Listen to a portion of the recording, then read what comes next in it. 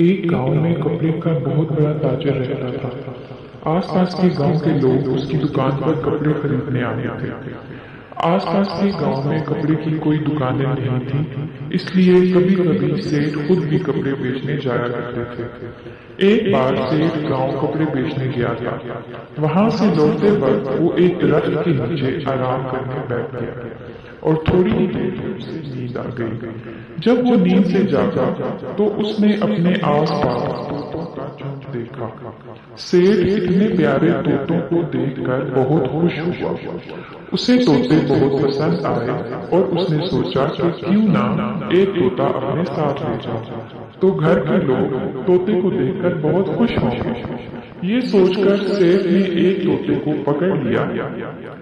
सेठ तोते को अपने घर ले आया और उसने तोते के लिए सोने का एक पिंजरा बनवाया और खाने के लिए एक कटोरी बनवाई।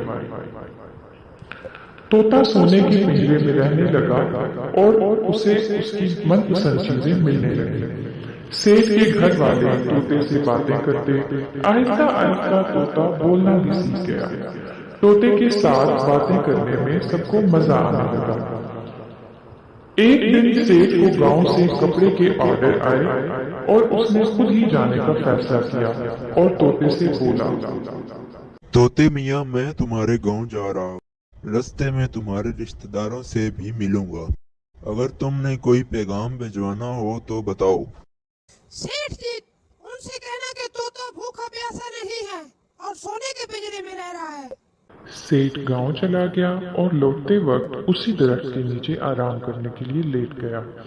तभी तोतों का एक झुंड सेठ पर टूट पड़ा और उसे चोंचे मारने लगे और उनमें से एक तोता बोला, तब हमारा तोता पकड़ के ले गए थे, अब वो किस हाल में है? अरे सब्र करो, मेरी बात सुनो। तोता भूखा नहीं है और ना ही प्यासा है, और तो और वो तो मजे से सोने के पिंजरे में अपनी जिंदगी बसर। ये सुनकर सारे तोते जमीन पर गिर गए। सेठ ने आगे बढ़कर देखा और तोतों को हिलाया जुलाया, मगर तोते ऐसे पड़े थे जैसे वो हैरानगी से गिरे हों और मर गए हों। सेठ जब वापस आया तो तोते ने सेठ को देखते ही अपने रिश्तेदारों का हाल पूछा। सेठ ने जवाब दिया, जब मैंने इन्हें तुम्हारा हाल सुनाया तो वो सब हैरान होकर जमीन पर गिर गए। ये सुनकर तोता भी पिंजरे में गिर पड़ा।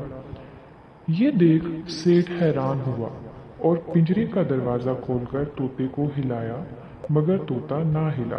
तो सेठ ने तोते को निकालकर बाहर रख दिया। मौका पाते ही तोते ने पर फड़फड़ाए और सेठ से बोला, सेठ जी, मैं आपका शुक्रगुजार हूँ। मुझे मेरे माँ बाप का पैगाम मिल गया है और मैं उनसे मिलने जा रहा हूँ।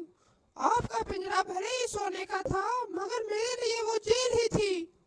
तोता उड़ता हुआ अपने जंगल माँ बाप और रिश्तेदारों के पास पहुँच गया। तोते को वापस आते देखकर सब खुश हो गए और सब मिलकर हंसी खुशी रहने लगे।